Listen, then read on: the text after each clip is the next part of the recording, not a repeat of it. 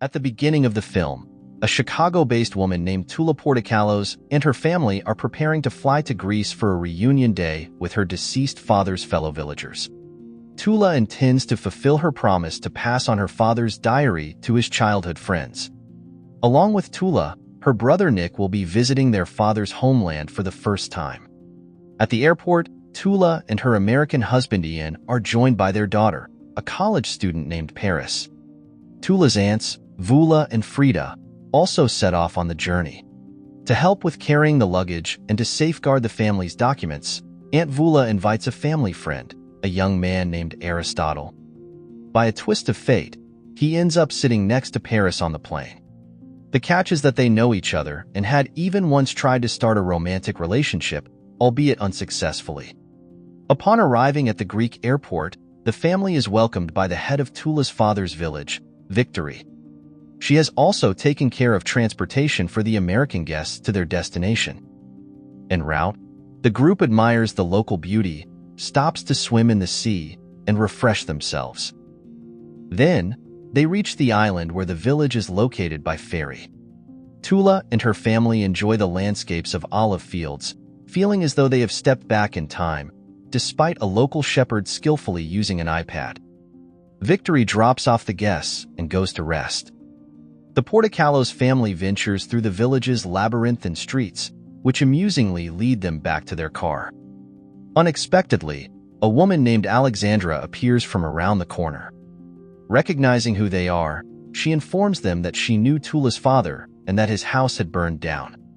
Then, Alexandra invites the group to her place. Inside, the guests are greeted by Alexandra's assistant, a girl named Kamar, an orphan. Later, Victory joins them. It was her idea to invite everyone who had once left their village for a reunion.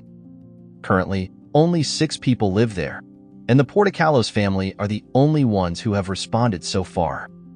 Victory says they will be staying in the largest house in the village, which is currently uninhabited. The family prepares for bed. Through the window, Tula sees a strange man watching them, who quickly disappears. In the middle of the night, Victory and Kamar knock on the window and invite the youngsters to a nearby club. Arriving there, Paris and Aristotle dance and have a good time. In the morning, they quietly return, trying not to wake anyone up. Victory brings breakfast for the family.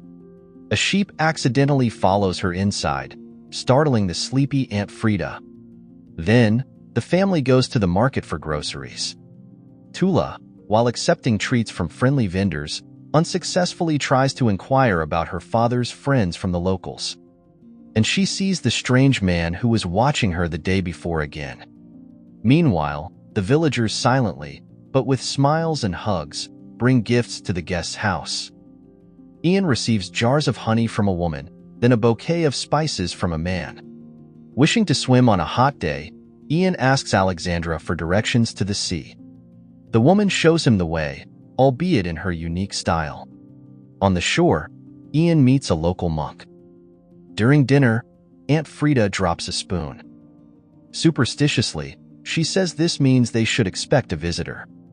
A man named Peter joins their meal, introducing himself as Alexandra's son. He is the one Tula saw watching them. To everyone's surprise, Peter declares that he is Tula's brother. Alexandra confirms it. She had been involved with Tula's father before he moved abroad, where he met her mother. The man had no knowledge of having a son in Greece. Peter has a son named Christos.